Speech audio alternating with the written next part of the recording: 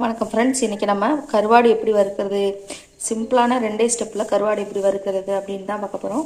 இன்றைக்கி நம்ம கருவாடு எடுத்துக்கிட்டோம். ஜஸ்ட்டு கொஞ்சோண்டு மிளகாய் பொடி மட்டும் போட்டு எல்லா இடத்துலையும் டச் ஆகிற மாதிரி நல்லா பரட்டி விட்டுறணும். இந்த மாதிரி நல்லா பரட்டிடணும். இந்த கருவாட்டில் வந்து ஏற்கனவே உப்பு இருக்கும் ஃப்ரெண்ட்ஸ், அதனால் வந்து நம்ம உப்பு போட தேவையில்லை. அதிகமாக உப்பு சேர்த்துக்கூடாது உடம்புக்கு. அதனால் வந்து நம்ம கருவாட்டில் வந்து ஏற்கனவே உப்பு இருக்கிறதுனால நம்ம உப்பு சேர்த்துக்க வேண்டிய அவசியம் கிடையாது. ஸோ நம்ம வந்து மிளகாப்பொடி மட்டும்தான் நம்ம போட்டிருக்கோம். ஓகேங்களா? இந்த ஒரே ஒரு பொருள் இருந்தால் போதும், நம்ம வந்து கருவாட்டை நல்லா டேஸ்ட்டாக செஞ்சு சாப்பிட்லாம். வறுக்கிறதுக்கு வாங்க இப்போ நம்ம வறுக்கலாம்.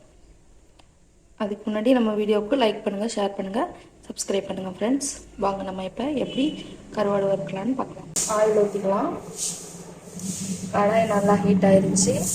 இந்த கருவாடை எண்ணெய் கொஞ்சம் சூடானோன்னு போதும்.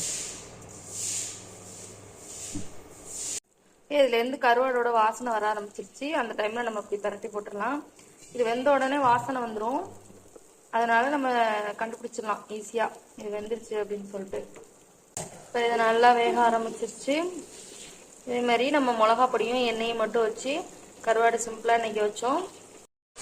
இப்போ நம்ம இதை சர்வ் பண்ணோம்னா அடிப்பொலியாக இருக்கும் ஃப்ரெண்ட்ஸ். வீடியோ யூஸ்ஃபுல்லாக இருந்துச்சுன்னா லைக் பண்ணுங்கள், ஷேர் பண்ணுங்கள், சப்ஸ்கிரைப் பண்ணுங்கள். Thank you friends.